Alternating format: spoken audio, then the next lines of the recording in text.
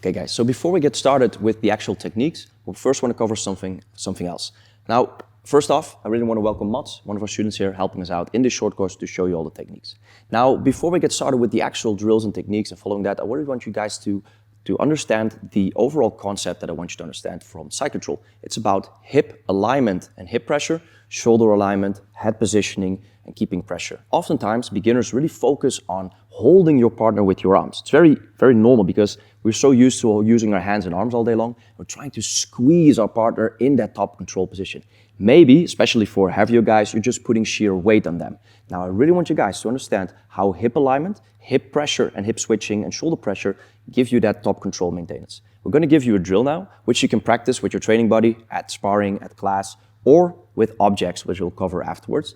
Now, in order to show you the drill, I have to take off the microphone because otherwise the audio will get messed up. I want you to focus on my shoulder and hip alignment. Afterwards, I'll explain what happens. So let's get started.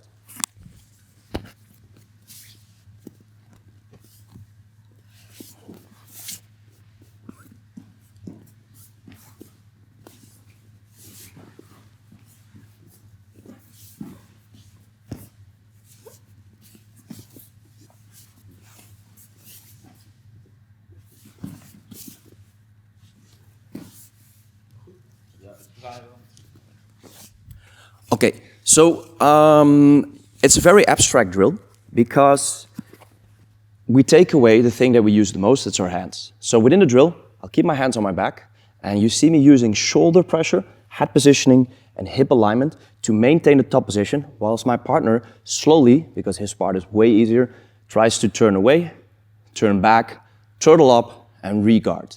Yeah? This has nothing to do with actual escape, so my partner's not actually escaping. It's just about movement, pressure, and placement. So the goal of the drill is to maintain top position while switching your hips, circling around, sprawling out, and then turning to your partner. You can put some advanced, bigger moves in that, but we'll show that later on as we get to the actual techniques. For now, it's just about hip and shoulder placement. One time quickly, I will go over what happens if you do this wrong. You will either lean in too far over and face plant yourself on the mat. That's the cool thing about having no hands. You'll face hit the mat. And if you lean off too far away, you'll slide off and hit your face on the opposite side of the mat. So we'll just quickly show you what's the wrong way of doing this and how you know you're not doing the drill correctly. Very important that your partner on bottom doesn't spaz out. So if Mats tries to really move fast, it's not working, it's just a drill. So watch what happens if I overcommit.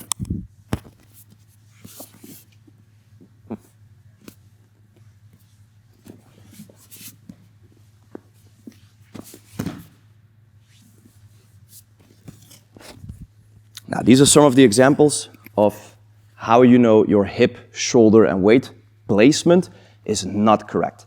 So if you want to drill this, the best thing to do is have a partner or a buddy that moves accordingly, or use a pillow or a medicine ball, especially a ball because it moves as you move and drill around the ball itself moves. It's obviously not as good as having an actual training partner, but if you're training at home, you don't have the opportunity to train with someone or have a partner, then using a ball and worst case a pillow or something or like a dummy to drill this is really good and beneficial for knowing where to position your hips, shoulders, and how to move, because we'll see that coming back in techniques as we move through the course.